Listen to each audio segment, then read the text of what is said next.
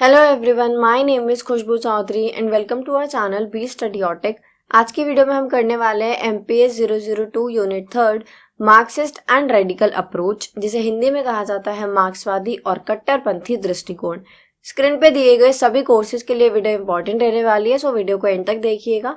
अच्छी लगे तो लाइक शेयर कमेंट करना बिल्कुल मत भूलिएगा और इसी वीडियोस के लिए हमारे चैनल को भी सब्सक्राइब करें। साथ ही साथ आप जुड़ सकते हैं हमारे साथ टेलीग्राम चैनल पे, जिसका लिंक आपको डिस्क्रिप्शन या कमेंट बॉक्स में मिल जाएगा। टेलीग्राम चैनल पे आपको इन सभी वीडियोस के फ्री पीडीएफ अवेलेबल होंगे। तो चलिए वीडियो को स्टार्ट करते हैं।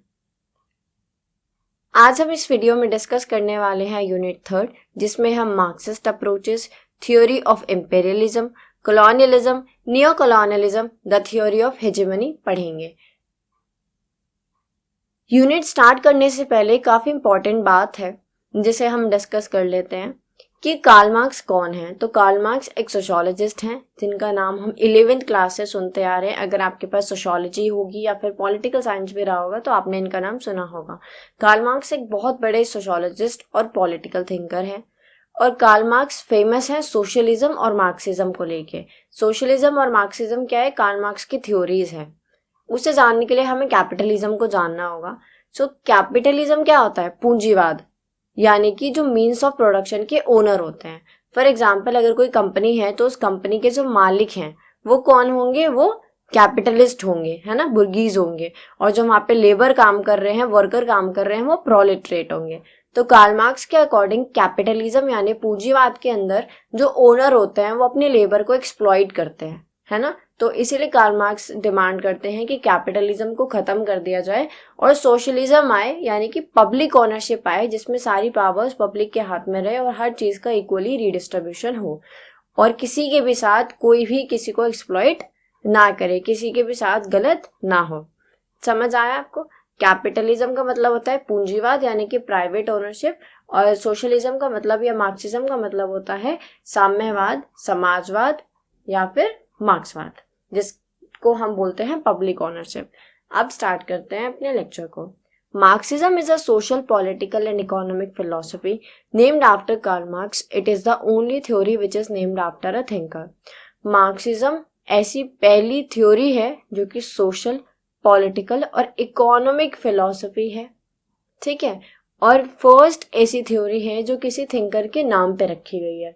मार्क्सिज्म कहाँ से आई है? कार्ल मार्क्स के नाम से आई है। It focus on the class relationship and class struggle between two classes. इसके अंदर हम पढ़ने वाले हैं क्लास रिलेशनशिप। कौन सी क्लास? अपर क्लास और लोअर क्लास। अपर क्लास में कौन आए? कैपिटलिस्ट, है ना, बुर्गीज, जो कौन होते हैं? मालिक होते हैं, ओनर होते हैं। और जो लोअर क्लास होती है उसमें कौन आते हैं? प्रोलेटरेट, यानी कि वर्कर्स, यानी कि लेबर्स, ठीक है। सो जो मार्क्सिस्ट या फिर सोशलिज्म का हमारा जो मेजर फोकस रहेगा वो आपका रहेगा क्लास रिलेशनशिप और class struggle between two classes. कौन से दो क्लासेस? अपर क्लास और लोअर क्लास। पूरी मार्क्सिज्म की थ्योरी इसी के ऊपर बेस है। The international system is highly dominated by the global capitalist system. Marks कहते हैं कि हमारा जो इंटरनेशनल सिस्टम है वो बहुत ज्यादा डोमिनेटेड है। कौन डोमिनेट कर रहा है? जो ग्लोबली कैपिटलिस्ट बैठे हुए हैं, चाहे वो कंट्री हो चाहे फिर वो लोग हों। कुछ लोगों के नाम है जो हर बच्चे की जबान पे भी हैं, जैसे कि हम एलॉन मस्क जानते हैं, है ना, Bill Gates. According to him, it is based on the power relationship. Power relationship is a cause of conflict between the two. ये कह रहे हैं कि ये सारी जो बात है ना, ये ग्लोबल कैपिटलिस्ट सिस्टम जो हम बात कर रहे हैं, ये आपकी पावर के ऊपर बेस्ड है। यानी कि पूरे वर्ल्ड में जिसके पास ज्यादा पावर होगी वही तो सिर्फ डोमिनेट कर सकता है ना, और उसी की वजह से फिर क्या होता है? कॉन्फ्लिक्ट होता है ना, झगड़े होते हैं। किसके बीच में? दो क्लासेस के बीच में। A major focus of Marxist theory is that the capitalist countries trying to shape international relation system as per their own economic benefits. Marxist theory का जो मेजर फोकस है वो इस चीज के ऊपर है कि जो कैपिटलिस्ट कंट्री होती है ना, उनके पास सब कुछ है, पावर है, कैपिटल है, लेबर है, रिसोर्सेज है ना, प्रॉपर्टी है, लैंड है, हर एक चीज है। तो इसलिए वो चाहते हैं कि पूरा वर्ल्ड का जो सिस्टम है ना, पूरा इंटरनेशनल सिस्टम है, वो इनके हिसाब से चले, क्योंकि वो अपने आप को एक बॉस कंसिडर करते हैं, एक लीडर कंसिडर करते हैं, तो वो अपने बेनिफिट के हिसाब से बोलते हैं कि सारी चीजें ऐसी चलनी चाहिए। और ये क्यों है? क्योंकि उनके पास मटेरियल से लेके कैपिटल तक, रिसोर्सेज से लेके कैपिटलिज्म तो खुद ही है, प्रॉपर्टी, डिस्ट्रीब्यूशन ऑफ वेल्थ, हर एक चीज उनके हाथ में है। जैसे एक कंपनी का जो ओनर होता है, सारी पावर उसके हाथ में होती है, क्योंकि हर एक चीज उसकी है। जो लोग काम कर रहे हैं उनको तो वो सैलरी देगा ना, तो वो चाहेगा कि जैसा वो काम चाहता है सारा वैसा हो, जिससे उसे ज्यादा से ज्यादा बेनिफिट हो सके। ऐसे कुछ हमें इंटरनेशनल सिस्टम के अंदर देखने को मिलता है। बात यहाँ हो रही है क्लास डिफरेंस के बारे में, है ना, अपर क्लास और लोअर क्लास के बारे में। हमने इससे पहले रियलिज्म और लिबरलिज्म डिस्कस किया था। यूनिट 1 में हमने रियलिज्म को कवर किया था और यूनिट 2 में हमने लिबरलिज्म कवर किया था। अगर आपने अभी तक वो वीडियोस नहीं देखी हैं तो आप जाके उन वीडियोस को देख लीजिएगा, क्योंकि एग्जाम पॉइंट ऑफ व्यू से काफी ज्यादा इंपॉर्टेंट है। तो बात करें रियलिज्म और लिबरलिज्म की, तो वो दोनों ही थ्योरीज वर्टिकल सिस्टम के ऊपर बेस्ड हैं। लेकिन अगर हम मार्क्सिज्म थ्योरी की बात करें, मार्क्सिस्ट थ्योरी की बात करें, तो फिर ये है हॉरिजॉन्टल सिस्टम के ऊपर बेस्ड। कैसे? According to Marxist, the labor's condition is the same in every country and society and state, and everybody needs to collaborate and raise their voice against the international arena against capitalism.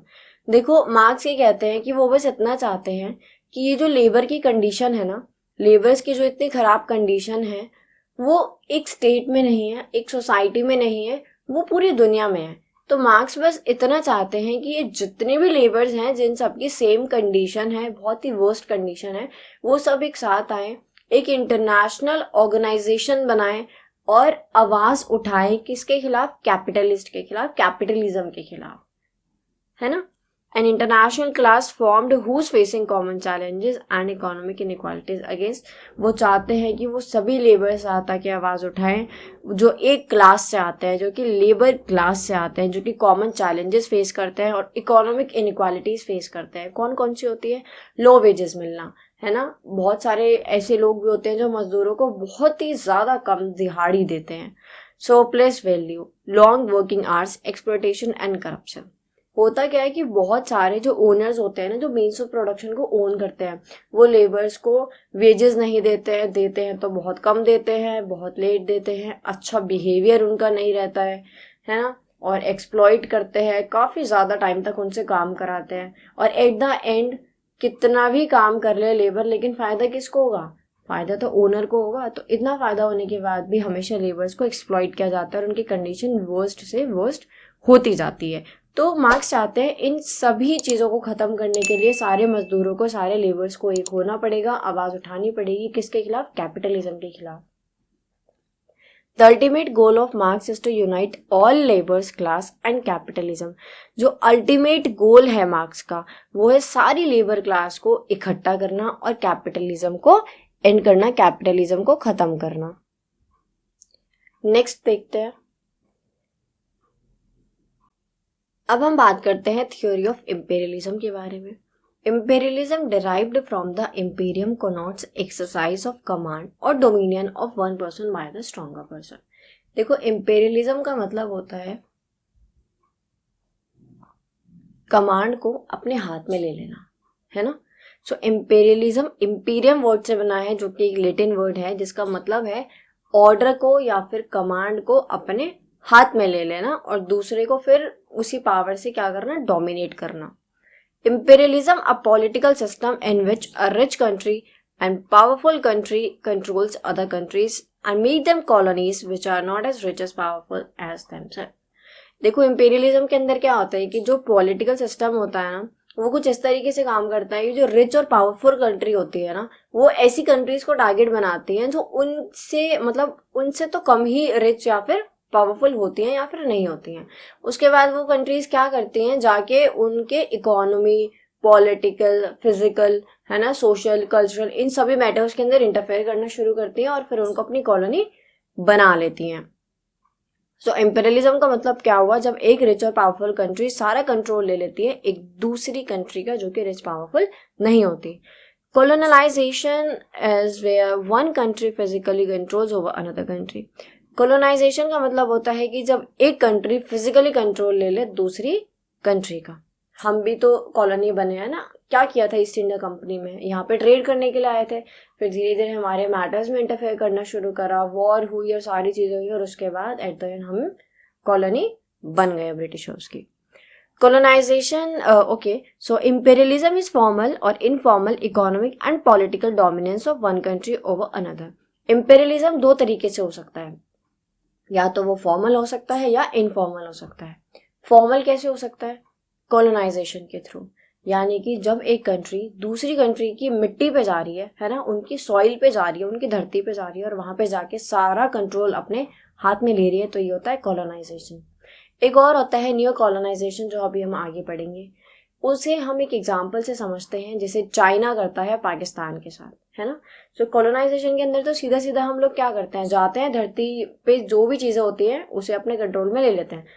For example हम पाकिस्तान जाएं, उनके सारे matters को, physical, social, culture, economic, हर एक matter को हम अपने हाथ में ले लें, मिलिट्री को भी, हर एक चीज़ को, और वहाँ पे जाके फिर हम उनको डोमिनेट करें, है ना, सारी अथॉरिटी अपने हाथ में ले लें। ये क्या हुआ? कॉलोनाइजेशन। अगर यही काम हम अपने इधर से बैठे बैठे वहां पे करें, कैसे? लोन देकर या डेप्ट देकर, जो कि एग्जैक्टली चाइना करता है, तो फिर उसको क्या बोलेंगे? उसको इनफॉर्मल कॉलोनाइजेशन बोलेंगे। तो ये था डिफरेंस कॉलोनाइजेशन और न्यू कॉलोनाइजेशन के अंदर, जो कि किसके अंदर आते हैं? इंपीरियलिज्म के अंदर आते हैं। According to Lenin, imperialism is the highest stage of capitalism. Lenin काफ़ी बड़े पॉलिटिकल थिंकर हैं, फिलोसफिस्ट हैं।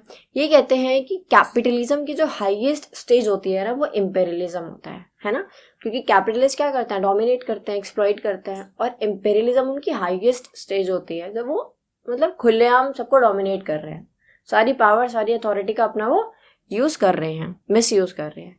इट मीन्स पावर और rule of state. Imperialism wants to expand their military and economic power. ऐसा क्यों करते हैं? क्यों किसी दूसरे की धरती पे जाके हमें कंट्रोल लेना है? क्यों उनके मैटर्स में इंटरफेयर करना है? क्यों अपनी कॉलोनी बनाना है?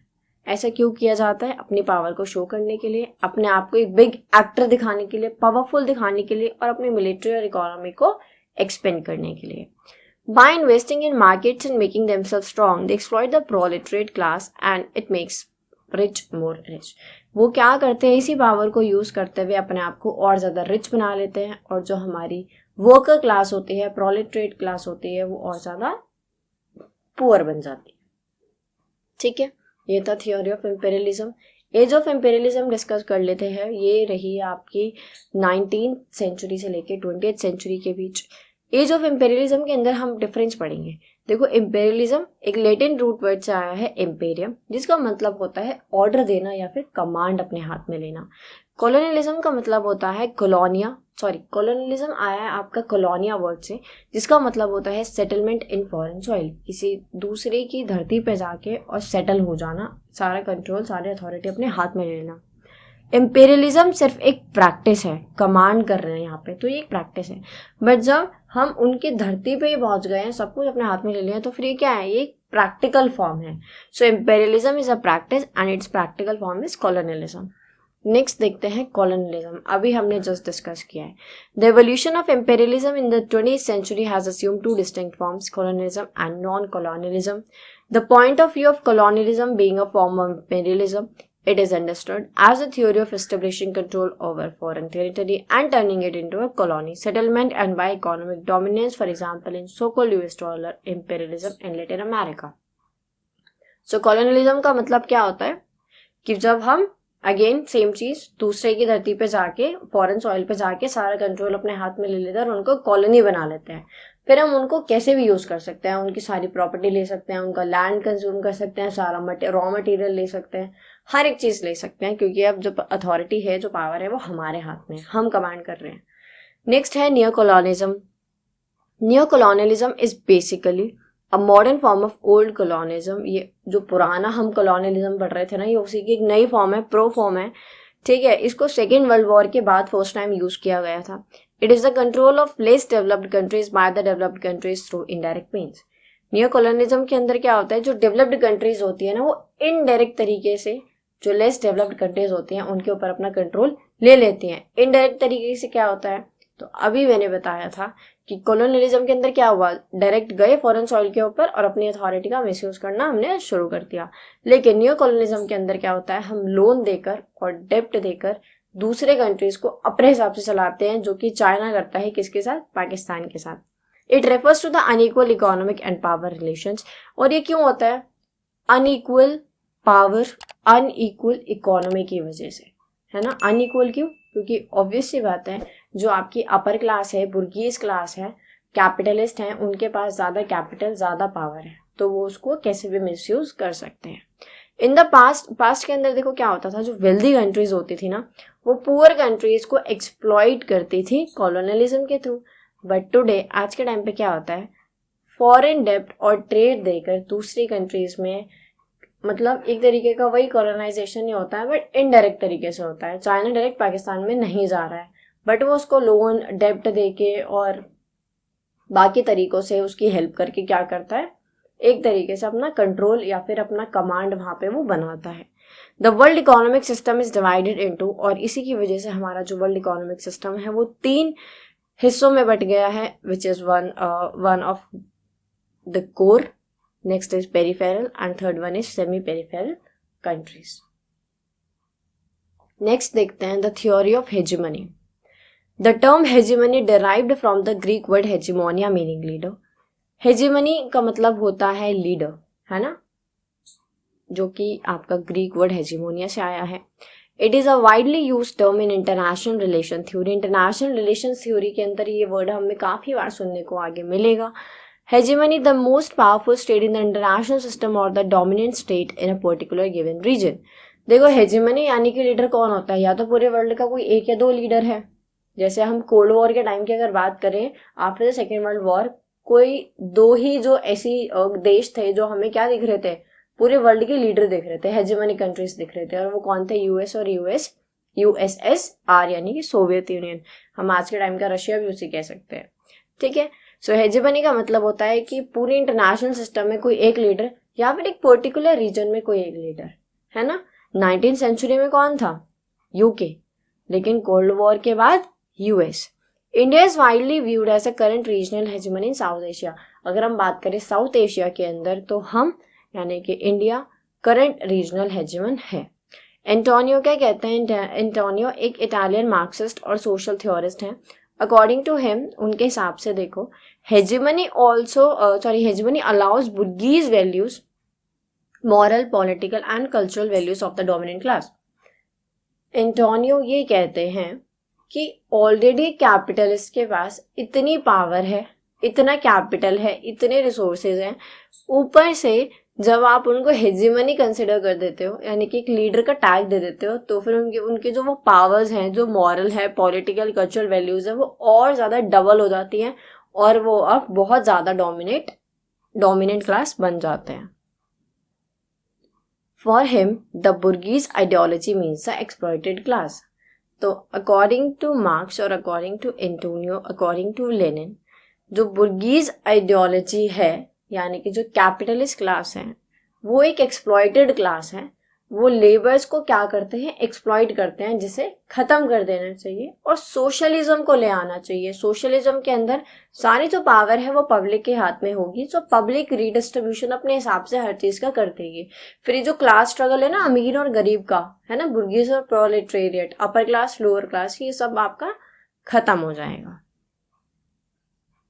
So that's all for today guys. I hope आपको वीडियो अच्छी लगी हो और आपने अभी तक चैनल को सब्सक्राइब कर दिया हो। मिलते हैं अगले वीडियो में। Till then be study of it.